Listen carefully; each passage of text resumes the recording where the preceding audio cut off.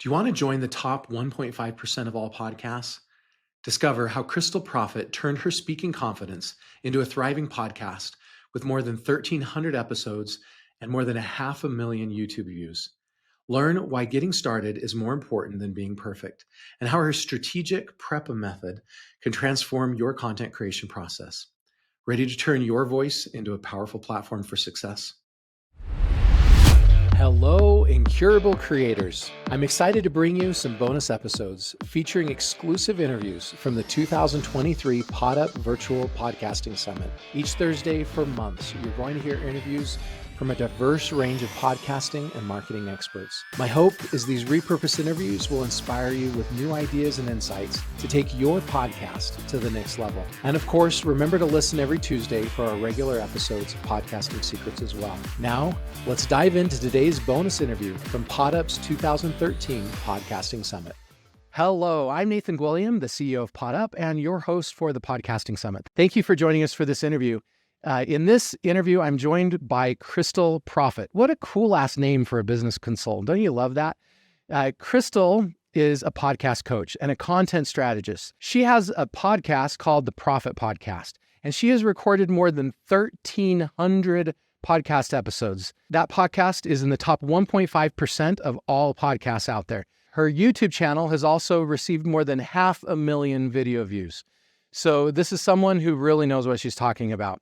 Thank you so much for joining us today, Krystal. Yeah, thank you for having me, Nathan. And it is always my last name, the topic of conversation, so much so that whenever I met my husband, who has the last name Proffitt, and we were at business school when we met, and I said, "Show me your ID." I totally thought it was a move. I was like, "I don't believe that your last name is Proffitt," but it is. I get asked all the time, "Is that a stage name that you're going for?" It is not. It is my legal last name, and it just so happens to be perfect for what I do today. So again, thank you for having me today. So can you start off by sharing with us your story of creating such a successful podcast? Yeah. So I love taking people back, to about 10 years ago, let's say. I was in corporate and then I quit my job to stay at home with my kids. And it was also around the time that Pinterest was just taking off. So you're thinking, 2012, 2013.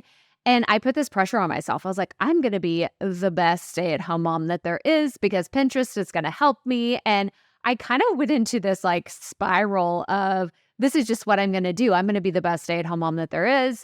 About a few months into that, I thought, this isn't the life for me. I don't think that this is going to be exactly what I do, make everything in my world about my kids. And so what I did start doing is exploring, well, what do I enjoy? What do I like to do? And I thought back to, I took a creative writing class in high school. And so I was like, I'm going to get back into journaling and writing. I stumbled into blogging unsuccessfully. I always like to throw that in there. I was an unsuccessful blogger, but it was after going on that journey for about 12 months of trying to decide, do I want to blog? How's this going to work? I was following a blogging mentor and she started a podcast. So it was in 2018 that she launched her show. And I thought, well, if she's doing it, I could do this too, because I was a terrible writer. Let's just throw that out there. But I could speak, I could talk. I've always had this confidence of being in front of the microphone and being on stage in different capacities throughout my life. And so I just bit the bullet. And in 2018, I launched my first podcast. I later rebranded to what is the show today. And ever since then, I've been helping other people, just showing them that it doesn't have to be complex and complicated to get a podcast up and running. You just have to have the courage to put your message out there. So that's what I love to help people with today. I love that. I love how you saw someone else and you felt, okay, if this person can do it, I can do it too. And it's amazing how often people achieve greatness by seeing someone else achieve greatness. Think of the 4-minute mile. And for so many years, nobody had broken that 4-minute mile in running. And then the first person did it. And then within just a few years, numerous other people were able to do it because that first person showed them it was possible. My podcast was the same way. I saw someone in my world who had been wildly successful and quit his job, and within a year of quitting his job made $1 million off of his his publishing. And I said the exact same thing to myself. I said, okay, if he can do it, I can do it. And that launched me into this world of podcasting as well. It's so powerful. It's so powerful. And, one of the things that we were talking about right before we started recording is the power of stories and seeing people in the lens of where you want to be one day. And it's so funny because I tell my kids, I have 3 boys, and I say, I didn't want to be a podcaster when I was little. It wasn't a thing. And like even being a radio DJ, a disc jockey wasn't on my radar of, oh, I want to be on the radio. It was never something that I thought I would do. But I find myself today following the passion of I like to help people and I really like to talk. Let's just call it what it is. I love to talk. So I'm using these skills that I had honed over so many years of, I went to school for business. I have a marketing degree. There were a lot of professional selling classes and presentations, and it just lights me up and makes me just so excited. And deep down in my soul, it makes me so happy to share messages that are helpful to other people. So if anybody's listening and you have that burning desire to help people or to share your message, then listen up because we have some incredible things to share with you throughout this entire summit. And what can we take away from this too? I think this is a really important point is if we want to get into this space, this world of podcasting or any other big, huge, hairy, audacious goal we have in our lives, it's probably a good idea to surround ourselves with other people that have been successful in this world. And it will inspire us and help us to achieve that success and give us something to shoot for much more than if we try to do this by ourselves in a vacuum. Absolutely. So how do you find those people? I mean, you probably go to Facebook groups and find other successful podcasters. Maybe you invite other successful podcasters on your show and build relationships with them. But how would you find other people to inspire you? Yeah, this is a great question. And when I look at my own journey, so I started in 2018 and I'm kind of one of those people that just I like to dive in. I like to go head first, throw me in the deep end, and I will figure out how to swim. So whenever it came to podcasting, I got connected into different groups. Did all of them work out? Absolutely not. There were some super spammy groups that I got a part of that I was immediately like, oh, this isn't the party for me. I need to get out of here. I'm getting DMs from all these people. They're just trying to sell me stuff. Those are not your people. Run away from those groups as quickly as possible. But what I do encourage you to do is find other people that are interested in what you're interested in. So that doesn't necessarily mean that you need to go and join a ton of Facebook groups that are only about podcasting, but instead follow the communities of really passionate people because those will be the people that you can ask questions about your content. So a great example would be if you're into mountain climbing, then maybe you join a podcasters community, but I want to see you following other mountain climbers, other mountain climbing clubs, enthusiasts, because when you start seeing what's working, like what's the type of content, YouTube channels about mountain climbing, what are they talking about? Because those could be areas for you to use as a springboard into the type of content that you could create for your podcast. You could see, oh, this is performing really well on this one channel. Maybe I could talk about that, or I have a similar experience. So try to get plugged into those communities where your topic is or the content you think you want to create, because what I have found when I work with people one-on-one, they will start a podcast and then about 3 months in, there's this shift that happens where they say, I thought I wanted to talk about this topic, but actually this is the thing that my audience is asking me for. Or I thought I wanted to talk to this specific audience, but then I realized it's too niche or it's not broad enough. And just putting your message out there and getting started is what will help you gain that clarity of exactly what you should be creating. But you need to start with a baseline of what are people already doing in the space where you want to create content, and how can you use that as fuel to the fire to start your own content creation journey. I love it. That is a great secret to success there. Can you share with us just maybe 2 other secrets that have helped propel your show to success? I did a talk for Podcast Movement earlier this year. So they have 2 big conferences for it. So this is another way. You asked how to get connected with people. If you do want to get all in with podcasting and everything, go to a podcasting conference because people love to talk there and you have some incredible networking. But getting plugged into those communities that way is just another way to network with people that are on the similar journey. Because for me personally, I'm the only one in my family and my friend group that has a podcast. So you want to find people that understand the same problems or challenges that you face. But back to your question about what are some secrets? I did this talk at Podcast Movement, and it was all about how to talk to yourself. And this is lessons learned from over 1,000 episodes.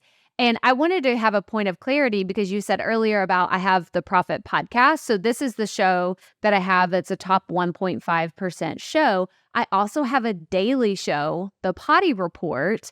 And this is Monday through Friday, and it's 5 minutes or less. And I have over 800 episodes on that. So that's where the bulk of my content comes from, is the repetitions of just doing it, showing up week after week and continuously putting out content. And it's in doing those episodes, just so many. I think I'm at 1,300 at this point. It's an insane amount of number. Because when people are like, wait, how long have you been doing this? And you have how many episodes? It's the reps. Because it's so awkward. Nathan, I don't know if you've experienced this. It's awkward when you sit down for the very first time by yourself in your office, in your closet, in your car, wherever you're recording, and you're by yourself with just a microphone, or you're recording on your iPhone. It's so awkward. It is so awkward. And you're totally doubting yourself that you have anything to say that anybody's going to want to listen to. 100%. And it's just, I remember I had this moment, and I shared this on stage, that if I would have had an Apple Watch, because I didn't have one back in the day, if I would have had one when I was first recording my very first episode, it would have been like, Krystal, are you on a run? Do you need to start a workout? Because that's how my heart was pounding in my chest. And I just remember I had sweaty palms. Why am I so nervous? There's not a camera on me. I didn't have a camera on. It was just me and my microphone. And so one of the secrets is just letting everyone know that's normal. That's normal, because people will go into their podcasting journey with that doubt immediately. And they're telling themselves, I'm not cut out for this. I bet Joe Rogan isn't nervous when he records his podcast. Well, no, because he's been doing it forever. And he has this acting background and all these other things. So if you are just someone who's wanting to share a message and you're starting to doubt your journey because you have all these nervous feelings or you have heart palpitations when you're thinking about recording, you're totally normal. It's just something that you have to work through. And the way that you do that is start recording yourself and delete anything that you hate. So I didn't say I recorded thousands of episodes and I published everything that I've ever recorded. I've just recorded a whole lot of content and put in the reps, and I've deleted so much stuff that people will never see. It will never see the light of day, but those things are the things that have helped really propel me into speaking confidently on my podcast, on interviews, on summits like this. And it's just taking that one baby step forward to record yourself is the first step. But taking that baby step and then coming up with a system and a process to be consistent. If I have to make a choice every time I need to create a piece of content, it's hard. And I did a show and I published every day for a year, but it only worked because I put together a system. And I know that you've got a system as well. You've got your 5-step approach to content creation. Can you share that with us? Yes. So I have what I have termed the Prepum method. I love a good acronym. And I used to be a cheerleader, so I feel like it's like, give me a P, give me an R. It makes total sense. So the Prepum method is the basic 5 steps that you have to publish any piece of content. So you could apply this to a YouTube channel, you could apply this to a social media post, a newsletter, but we're going to apply it specifically to podcasts today. And so Prepum stands for P, you have to plan something. R, you have to record it. Then the next one, the E, is edit. Then you have publish and market. And what really frustrates me, Nathan, when I've worked with so many content creators is they're fine planning, recording. They spend a little bit too much time in the editing, thinking that things have to sound perfect, but then they publish it and that's where they stop. So where I see people really messing up in the first, let's say, 6 months of their podcast journey is they're spending way too much time and resources in the editing when what they should be doing is spending more time in the planning stages up front, because then that makes everything subsequently that much easier. If you have a strategic plan for your content, if you know exactly what you're going to say, when you sit down to record, it feels easier. It's not as pressure filled because you're not going off on the different tangents and stories, and then you're having to spend hours editing something. So that's a tip that I always give to people is I spend about 45% of my time planning, whether it's planning my content calendar, planning an individual episode, but really laying out the strategic pieces of everything I need to do before I start recording. And that helps deliver something that I'm really proud to share, but also it's easy to market, because we said most people will stop at the publishing phase and then they say, I did it. I published something. And then I said, well, how are you telling people about it? Are you letting anyone know it's there? And they're like, well, no, it's on Apple Podcasts. They're just finding it, right? Like the millions of people that listen to podcasts are just finding my show. They're going to see it eventually. I wish that podcasting worked that way, but unfortunately, discoverability is one of the biggest issues that podcasters have. So how do you get your show in front of other people? You need to have plans to market it strategically. And I'm happy to kind of take the conversation where else you want to go, but that's the 5-step Prepum method. So it's plan, record, edit, publish, and market. Today's episode of Podcasting Secrets is brought to you by Pod Allies, the done-for-you podcasting services solution. When I speak with CEOs about their podcast, one of the most common comments that I hear is that they know they need a podcast, but they don't have time. Have you ever wondered how some businesses find a way to still run their podcasts while juggling their crazy day-to-day operations? The secret might be simpler than you think. Let me introduce you to Pod Allies. This is a service that's changed the game for businesses in the podcasting world. Pod Allies is a done-for-you podcast production and marketing service. They understand that while many businesses understand the immense value podcasting can have for their business, finding time to produce, syndicate, promote, and monetize a show can be challenging. Pod Allies offers a dedicated team to handle virtually all aspects of your podcast production. From strategy and branding to audio and video editing and guest scheduling, they've got you covered. They even take care of creating blog posts, transcripts, and syndicating your content across multiple platforms. What sets Pod Allies apart is their use of PodUp, their proprietary podcasting software suite. This allows them to streamline the entire podcasting process, saving you time, effort, and a bunch of money.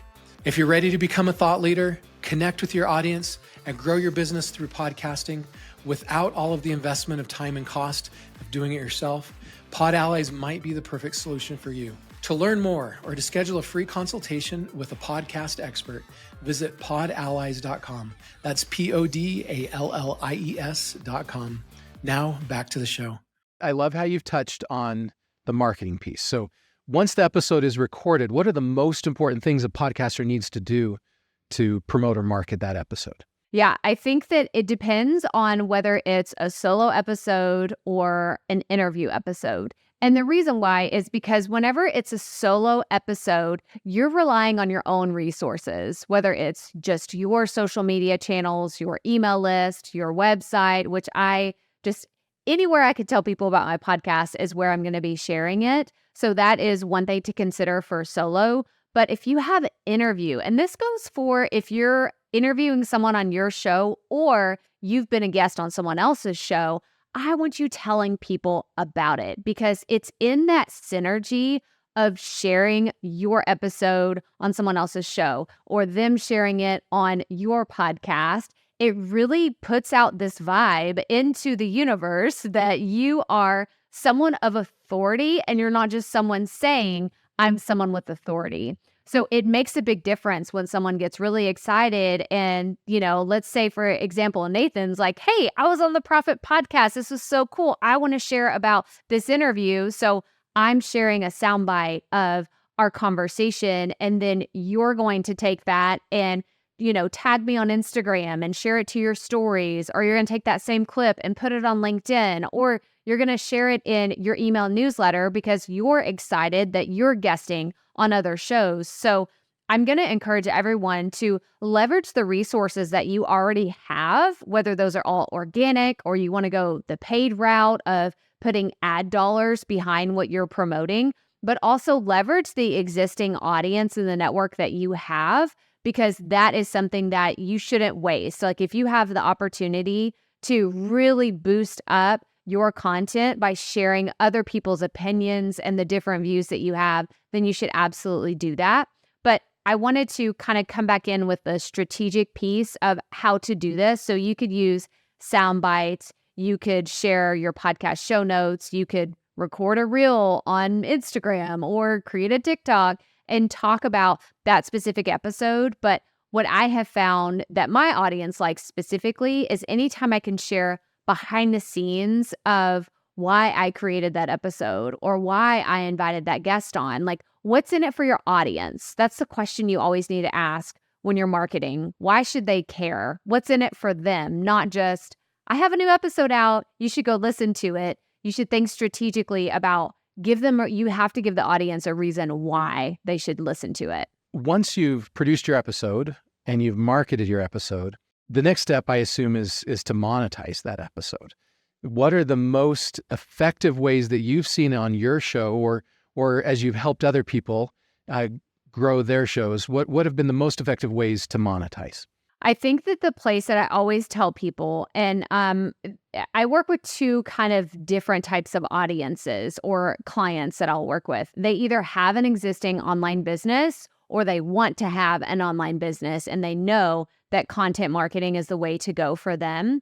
So if someone has, let's talk to existing business owners real fast. If someone's listening to this and they already have, let's say, a digital product or an ebook or a book that they're selling on Amazon and they want to sell it on their podcast, then I say get started from day one, but don't make it promotional and spammy where it's like every single time, oh, by the way, don't forget I have a book. Oh, by the way, I have this. Oh, did you check it out? Because it's a really fast way to turn off your listeners.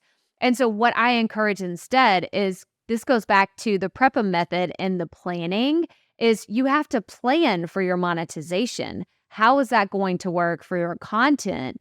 And the thing that I have found works really well is you could plan out for a dedicated podcast episode. So let's say Nathan has a best-selling book on Amazon that he's going to be selling. Well, he could dedicate an entire episode to that book and the benefits of it. You could even read a chapter of your book and put it on the podcast and then tell everybody, this is where you can go find it. Here's how to grab this book or this incredible resource that you have to offer. And then another thing that you could do is you could record a baked in ad. This is what, us in the podcast biz just call something, it's the fancy term for editing it into your actual episode.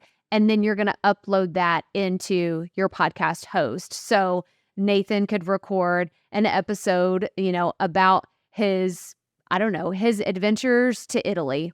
You have a travel podcast all of a sudden, Nathan. I don't know if that was on your radar, but that's where we are. You have a travel podcast and you want to talk about... I wish I did. That would be really fun. You want to talk, on your podcast about your recent trip to Italy. And within that, you want to talk about this travel guide that you're selling. So you could bake that into the episode and say, hey, I know today's episode we're talking about Italy, but I also wanted to share with you, I have this $27 product that I want you to go check out. Here's how to find it, and have strategic calls to action within those episodes.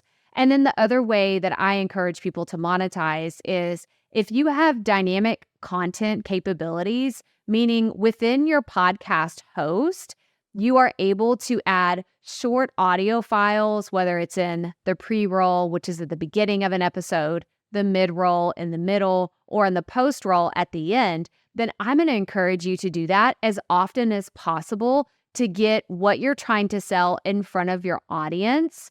And so that's kind of the perspective from an existing online business owner or a business owner of how to monetize. But for those of you that are listening or watching and you're like, Krystal, I'm not there. I don't have any business. I'm just trying to start this podcast and figure out how to make money.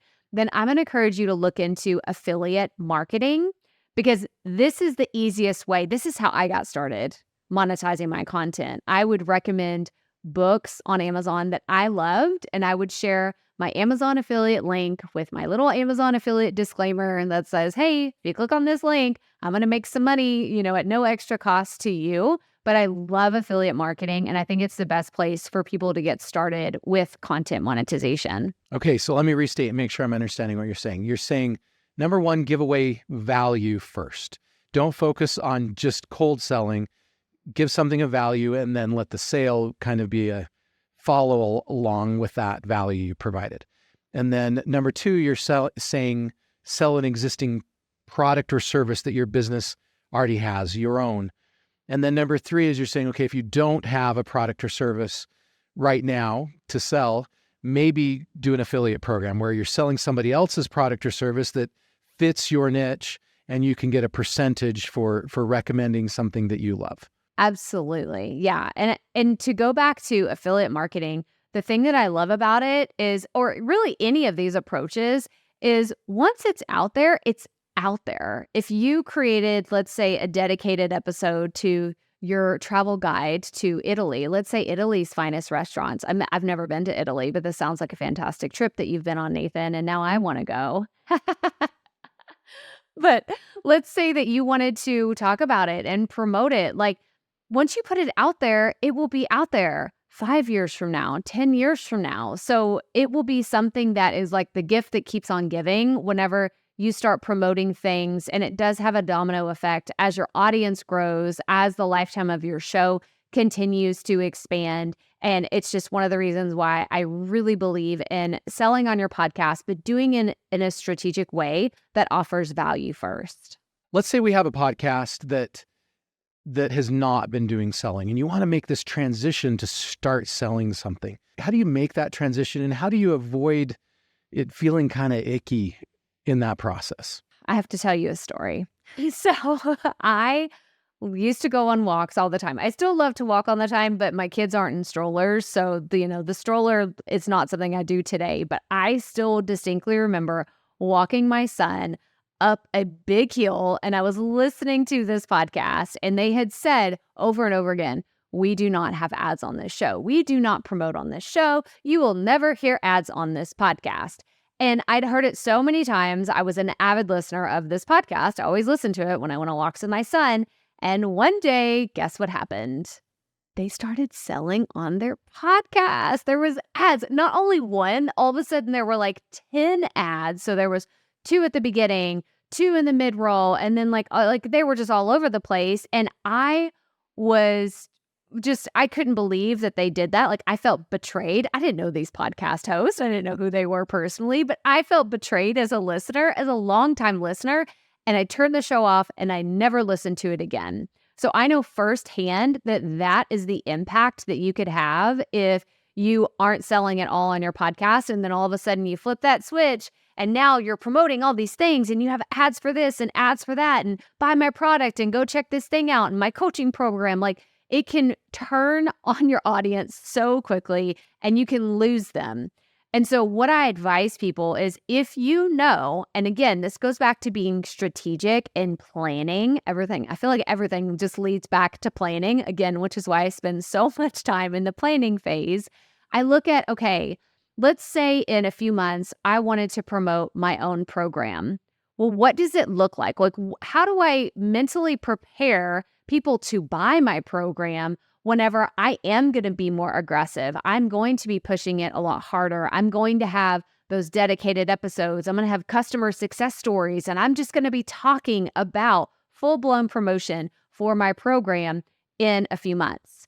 Well, if you reverse engineer everything leading up to that launch date, or when you think you want to start promoting something, you have to ask, well, what are some baby steps that I could get people to do along the way? And maybe that's following you on Instagram.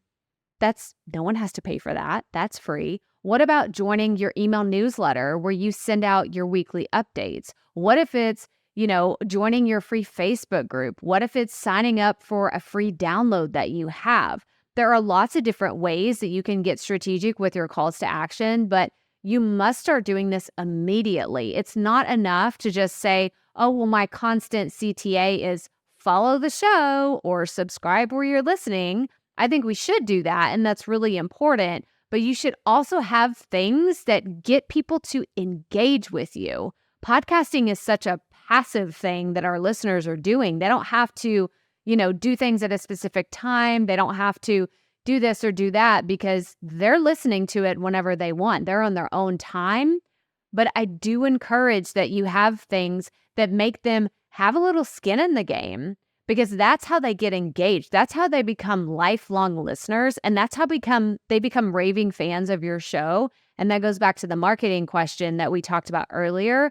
When you have this deeper connection with your audience, they do the marketing for you. I mean, word of mouth marketing is still one of the most powerful tools that any podcaster, any business owner can use. But you don't get there by constantly selling to your audience. You get there by offering tons of value and then them seeing, okay, I've got to share this with other people. This is so important. Okay, audience, I want you to remember that point that she said. That is the most important takeaway of this whole episode is you're going to get where you need to be by providing amazing value to your audience and creating something that they want to refer to other people.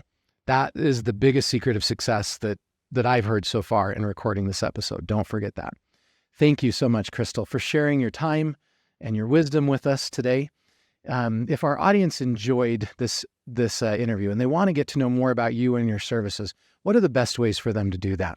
Oh, I have a free podcast boot camp that will be so helpful. So you can go to krystalproffitt.com/podcast boot camp, or you can go to my website. It's listed all over the place, but I always send people to the podcast boot camp first because it goes into the deeper sections of the Prepum method that we talked about earlier. So if you're like, well, Krystal, I don't what goes into each of these stages. There must be more tasks underneath planning, underneath recording.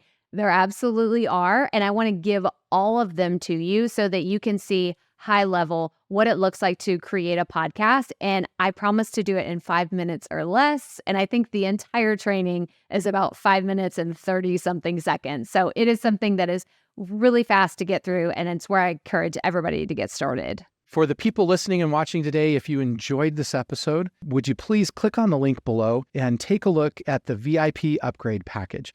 That'll give you more information about the Pod Up 14-day free trial that you can get and our 14-day how to start a podcast challenge. Thank you again for joining us today, and I wish you success as you build out your content, provide a ton of value, and then market your products and services through that content.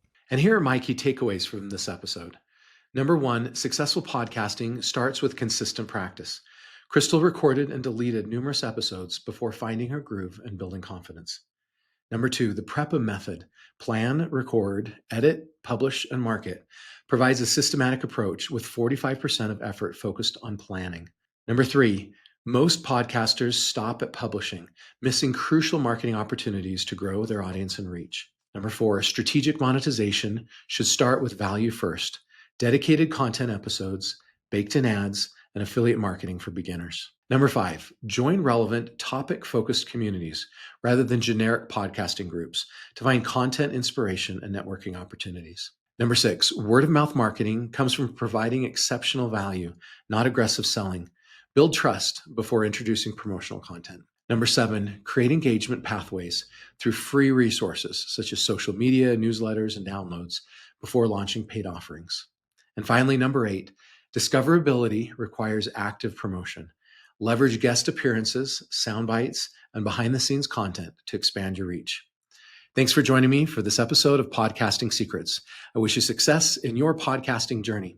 And if you're looking for a great podcasting platform to help you create, grow, and monetize your podcast venture, you can get a free trial of our platform at podup.com. And if you need help in your podcasting journey, we offer a done-for-you podcast production and marketing service at podallies.com.